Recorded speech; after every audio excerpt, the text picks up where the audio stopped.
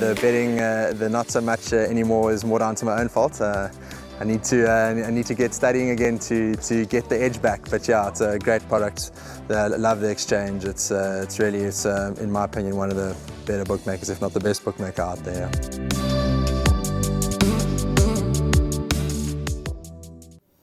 It's time for race 2 on the card at Hollywood Bets Greyville on the Poly Track on Wednesday, the 1st of June. And race 2 is the start of the place accumulator over the 1400 meter trip. Race 2 goes off at 12:35. Catch KZN racing via live streaming on www.galloptv.co.za.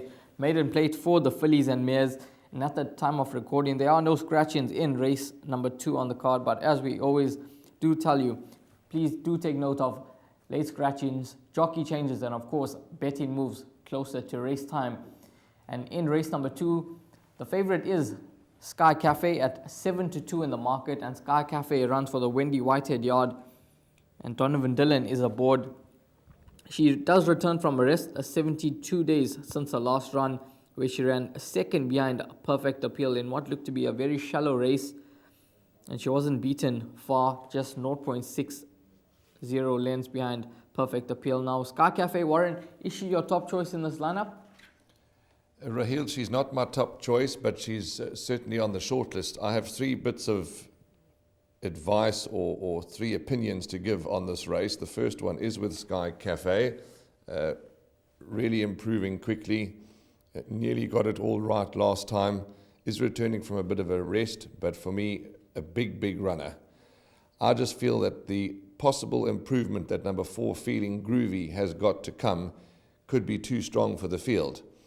Not saying that others haven't got improvement to come. I just was really impressed with Feeling Groovy's debut performance, and she was the 4th fastest finishing, and I think there's plenty of scope to improve.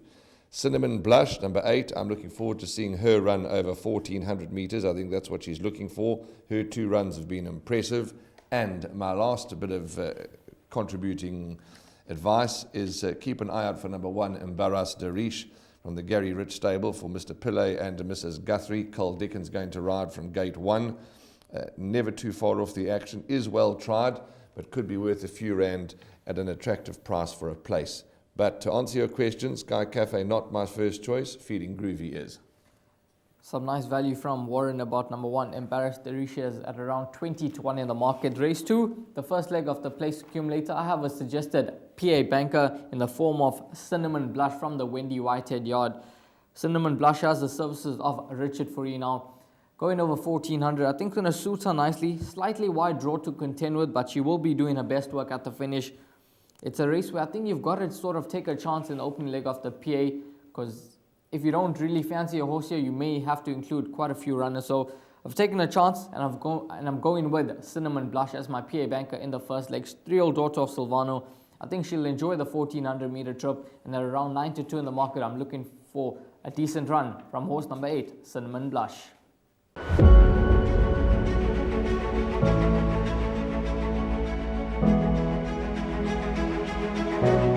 It's Donovan Everett from Cape Racing, and I'd just like to say it's an absolute pleasure to be involved with Intrabet and Cape Breeders in this golf day today here at Pearl Valley. It's fantastic for the industry to see all the relevant stakeholders coming down and having a good time and networking, and it's exactly what the industry needs right now in terms of moving forward and recreating some positivity to take us forward into the next year.